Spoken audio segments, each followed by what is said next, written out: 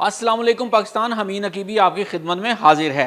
एक ऐसी जंग का आगाज़ जो सदियों पुराने नक्शों की धुंध में छुपी नफरत को आज के जदीद हथियारों के साथ जिंदा कर रही है। जंगलों के साए में फिजा में गूंजते F-16 के इंजन, तोपों की घन गरज और हज़ारों लोग अपने घरों से बेदखल। ये है 2025 की कंबोडिया और थाईलैंड की जंग। और आपको ये जानकर हैरत होगी कि ये सब कुछ सिर्फ एक कदीम मंदिर के मुकाम पर होने वाले दावे से शुरू हुआ। लेकिन अब सवाल ये है कि ये जंग कब रुकेगी, कौन इसमें गालिब आएगा और क्या ये इलाकाई अमन के लिए एक नया ख़तरा नहीं है। थाईलैंड और कंबोडिया के दरमियान जंग की जड़ क्या है, इस तनाज़े में कौन से इलाके सबसे ज़्यादा मुतनाज़े और ख़तरनाक बन चुके हैं। क्या कंबोडिया इस बार आलमी ताकतों की मदद से थाईलैंड पर बर्तरी हासिल कर सकता है। और सबसे अहम, चीन की कौन सी टेक्नोलॉजी कंबोडिया इस्तेमाल कर रहा है और चीन कंबोडिया की कैसे मदद कर रहा है। कंबोडिया और थाईलैंड की सरहदी कशीदगी नई नहीं बल्कि इसकी जड़ें 1907 में फ्रांसीसी नौबादियाती दौर के बनाए गए सरहदी नक्शों में पविष्ट हैं। इन्हीं नक्शों की बुनियाद पर कंबोडिया और थाईलैंड के दरमियान प्रावीर मंदिर, तायमोन थोम और चोंग बोक जैसे इलाके मुसलसल मुतनाज़ा रहे हैं। 1962 में बैनुल-अक़वामी अदालत इंसाफ ने पर्यावीर टेम्पल कंबोडिया को दे दिया था, लेकिन थाईलैंड ने इसके इतराफ़ की ज़मीन पर दावा बरकरार रखा। तब से दोनों ममालिक के दरमियान फ़ौजी तनाव वक्तन फ़क्तन सामने आता रहा है, लेकिन 2025 में ये कशीदगी एक मुकम्मल सरहदी तसादुम में बदल गई।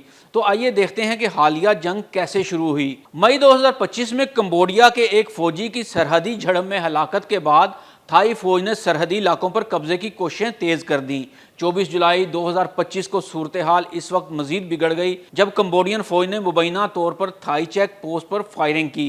जवाब में थाईलैंड ने F-16 लड़ाका हथियारों, BM-21 रॉकेट लॉन्चर्स और भारी तोपखाना से कार्रवाई की। कंबोडिया और थाईलैंड के दरमियान फौजी ताकत के मुआवजे में वाज़ेह फ़र्क दिखाई देता है। कंबोडिया के पास तकरीबन 85,000 फ़आल फौजी अहलकार हैं, जबकि थाईलैंड की फौजी तादाद 3,60,000 से ज़ायद है, जिसमें रिजर्व फोर्सेस भी शामिल हैं।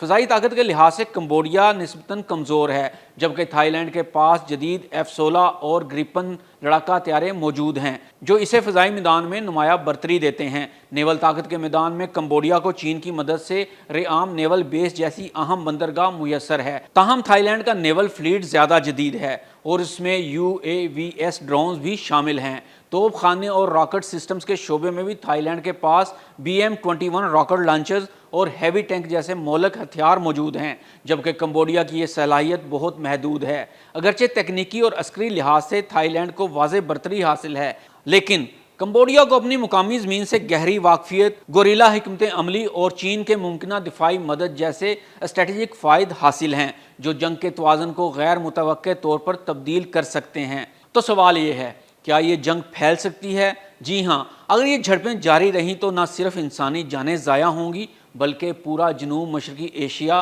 गैर मुस्तहकम हो सकता है। तजियाकारों का कहना है कि अगर ये तनाज़ा फौरी तौर पर ना रुका तो चीन और अमेरिका जैसे ममालिक भी बिलवास्ता मुदाखलत कर सकते हैं, जो इसे एक बड़ी जंग में बदल सकता है। ये कोई आम सरहदी झड़प नहीं, ये सदियों पुराने तनाज़े का लावा है जो आज भी फट चुका है। क्या आलमी ताकतें अमन कायम कर पाएंगी या फिर जनूब मशरकी एशिया एक नई जंग के लिपेट में आ जाएगा? अपनी राय कमेंट्स में ज़रूर दें। और अगर आप चाहते हैं कि हम इस तनाज़े पे नई अपडेट्स भी लाएं तो वीडियो को लाइक करें और चैनल को सब्सक्राइब करना ना भूलें।